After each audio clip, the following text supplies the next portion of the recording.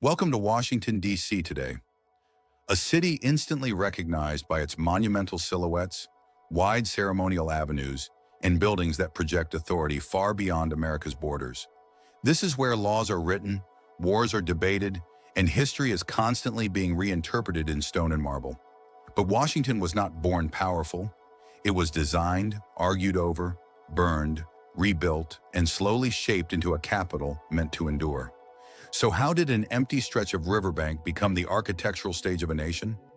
Using AI reconstruction, historic maps, engravings, and architectural plans, we now step back into Washington as it emerged from the late 1700s onward, exploring the city not as a single story, but as a series of carefully planned places, each with its own purpose, character, and meaning.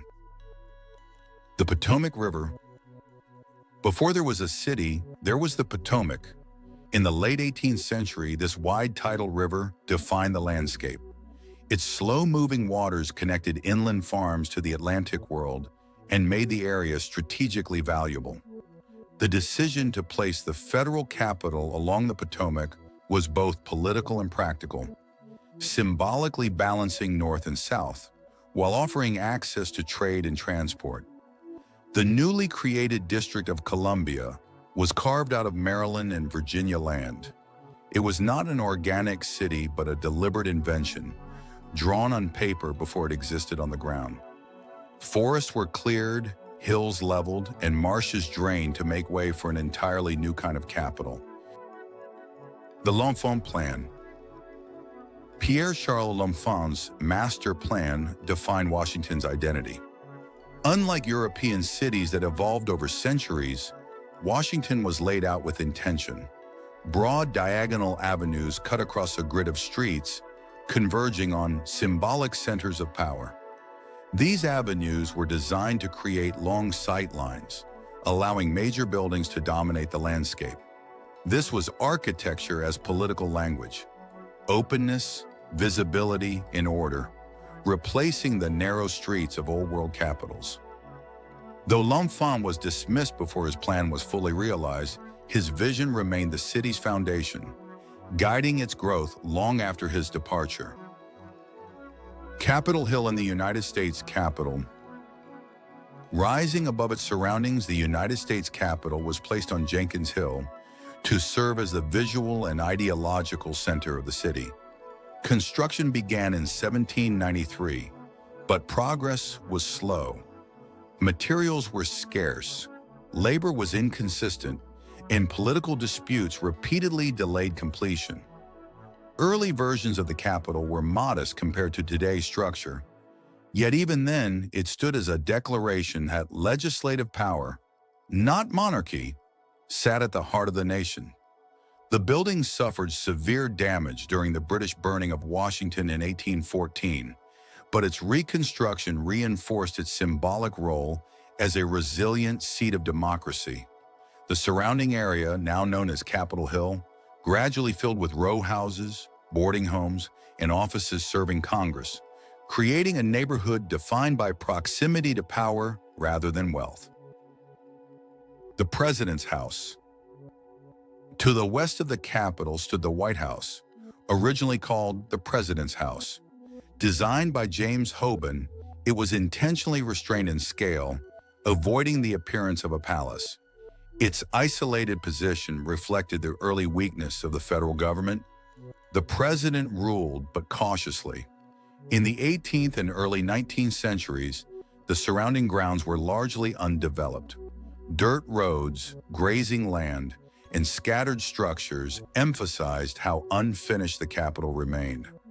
After being burned in 1814 and rebuilt, the White House gained permanence, slowly becoming the most recognized executive residence in the world. Pennsylvania Avenue. Connecting the Capitol and the White House, Pennsylvania Avenue was envisioned as Washington's grand processional route.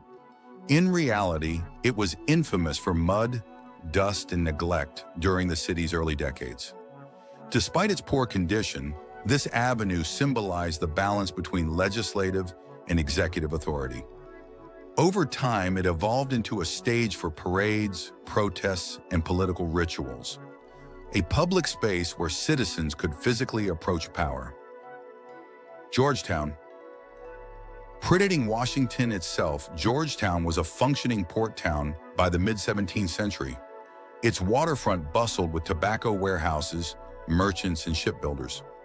When Washington was founded, Georgetown retained a separate identity, more commercial and socially established than the federal city rising nearby. Narrow streets, brick row houses, and working docks contrasted sharply with the wide avenues of L'Enfant's plan. Georgetown represented continuity, a reminder that Washington was built alongside existing communities, not on empty land alone. The National Mall. What is now the National Mall began as uneven terrain, partly swamp and pasture. L'Enfant imagined it as a grand public space, but for decades it remained underdeveloped. Only in the 19th and early 20th centuries did it become the symbolic heart of the nation. The construction of the Washington Monument, rising as a stark obelisk between the Capitol and the White House, anchored the mall visually and ideologically. Later additions, including the Lincoln Memorial, transformed the space into one of reflection, ceremony, and national memory. Washington Navy Yard. Along the Anacostia River, the Washington Navy Yard, established in 1799, became one of the city's earliest industrial centers. Shipbuilding, weapon production, and military research took place here, grounding the capital in practical defense as well as political authority. This area contrasted with the monumental core, louder, more functional, and shaped by labor rather than symbolism. A capital by design. Washington did not grow accidentally. Every major structure, avenue, and open space was meant to communicate stability, legitimacy, and endurance. Yet for much of its early history, the city struggled, underpopulated, criticized, and incomplete. Through war, expansion, and reinvention, Washington slowly became what it was always intended to be: a capital built not for a king, but for an idea. Thanks to AI reconstruction, we can now walk these early streets again, seeing the gaps between buildings, the unfinished avenues, and the quiet uncertainty of a city still becoming itself. Thanks for watching. Don't forget to like the video and subscribe to our channel for new videos. See you again in a similar journey into the past.